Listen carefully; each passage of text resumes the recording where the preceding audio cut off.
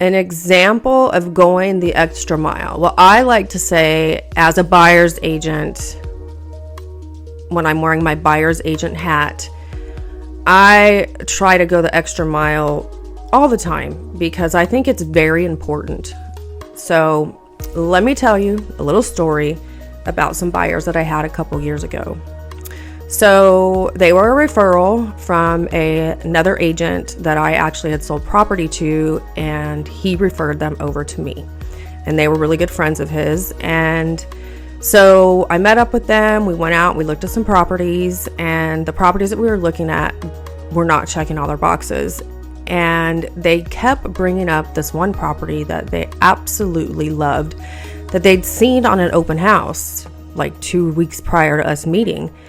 And I said, okay, let me see this property. First of all, let's see if it's still available. And they knew that it was. And so we got into the property, and immediately I could see why the other properties were not comparing to this property, because this property was a flip that was done very well.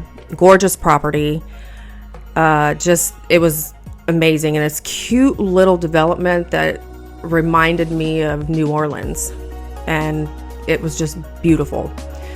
So we continued to look at property because this property was $825 or $850. I forget the exact numbers, but it was over their budget.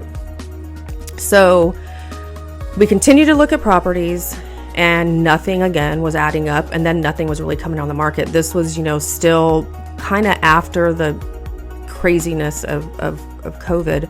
But this property sat for a little bit, and I can tell you why. One, there's no elevator and you have to take the stairs to go up. And I think that doesn't appeal to everybody. But I was feeling bad for them because, they saw this property, they're comparing it to every other property that we're seeing, and nothing looks like this property, of course, because it's more expensive than the other properties that I was showing them that were in their price point. So no properties were even coming into comparison. So they said, you know what, we're just going to hold off for a little bit. So a few weeks go by. I noticed that property is still on the market. So I contacted the buyers. I said, hey, let's do this. Are you still willing to purchase a property? And I'm talking about the one that you really like.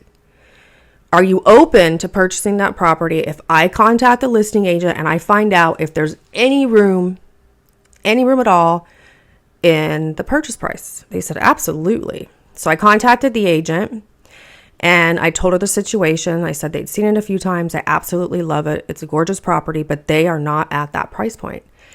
And I said, hey, do you think that if we put an offer in writing that your sellers will actually look at it? And she said, yes, of course, I'll show them any offer that comes. Obviously it's their decision. I said, I get it, totally understand. But it's always better if you have it in writing, because you never know what the seller's thinking that day. That's my opinion. But you always want to let the agent know and have a nice conversation with them, letting them know, hey, we're going to come in low. You don't just want to come in low and not call them. You want to build a rapport with them, tell them what's happening, and then hope that it's for the best. So all the negotiations went back and forth. We ended up getting the property, I think, for $50,000 or $75,000 less than what it was listed at. And they were able to close on that property with the assistance of the agent that referred me to them.